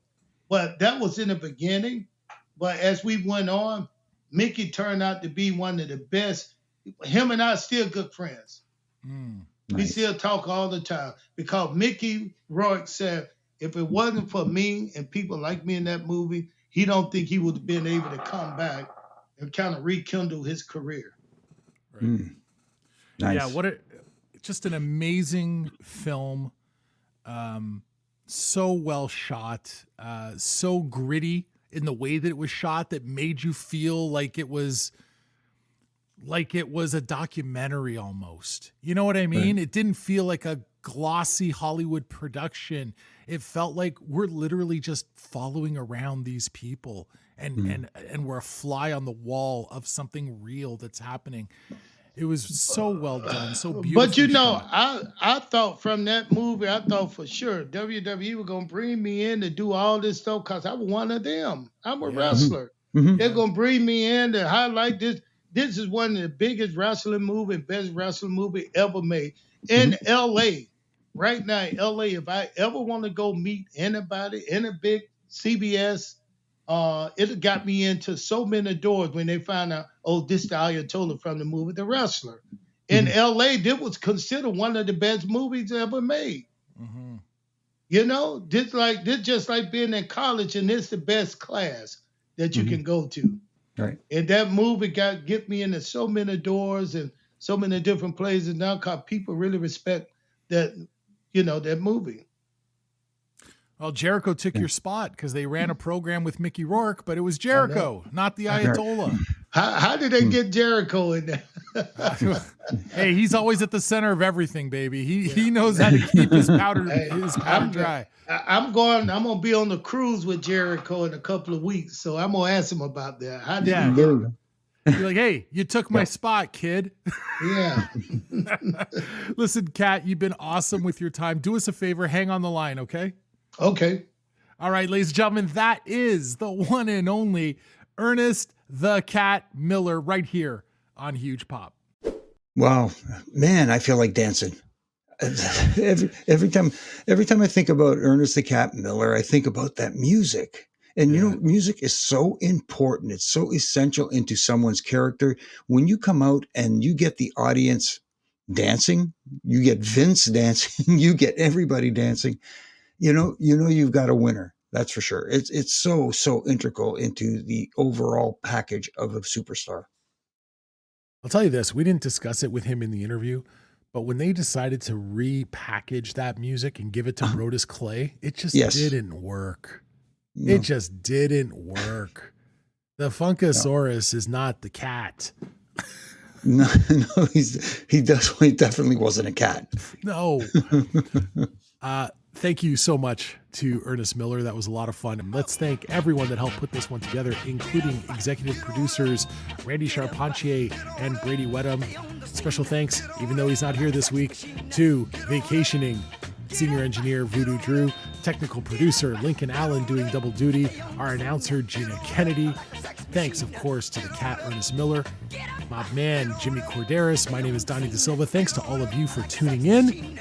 This has been Huge Pop. We'll see you next time. Then use your palm. Stay on the scene like a sex machine. You got to have the feeling. Sure you're born.